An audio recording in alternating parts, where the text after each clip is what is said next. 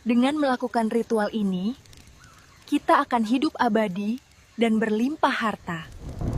Aku bersumpah, siapapun yang meneruskan ritualku, akan aku berikan harta yang melimpah.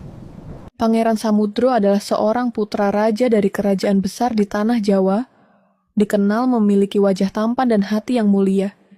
Namun nasibnya di istana dipenuhi oleh intrik dan kecemburuan dari pihak-pihak yang menginginkan tahta ayahnya. Kehidupan di balik tembok keraton yang seharusnya menjadi tempat aman, justru menjadi arena pertarungan spiritual dan politik yang kejam. Memaksanya untuk selalu berhati-hati dalam setiap langkah dan perkataan yang ia lontarkan di hadapan para pejabat.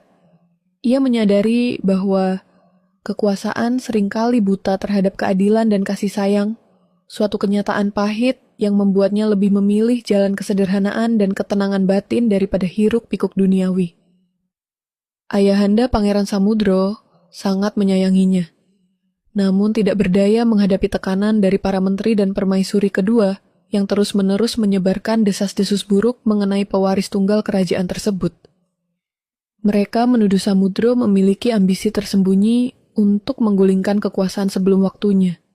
Padahal, sang pangeran hanyalah seorang pemuda yang tekun mendalami ilmu agama dan filosofi Jawa. Fitnah-fitnah tersebut menciptakan keretakan dalam keluarga kerajaan, mengikis kepercayaan yang ada, dan membuat suasana istana semakin mencekam serta tidak nyaman untuk ditinggali oleh siapapun yang berhati lurus.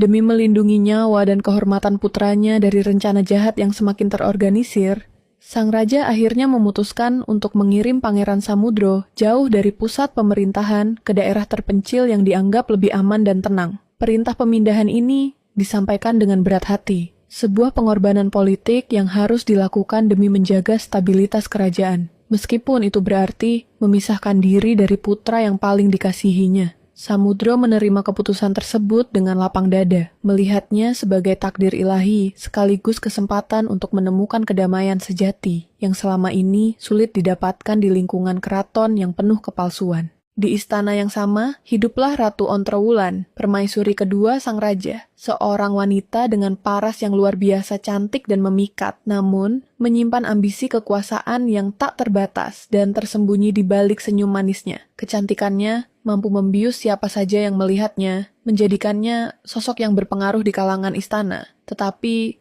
hatinya terbuat dari batu dan hanya dipenuhi oleh keinginan untuk melihat darah dagingnya sendiri menduduki kursi kekuasaan tertinggi di tanah Jawa. Keberadaan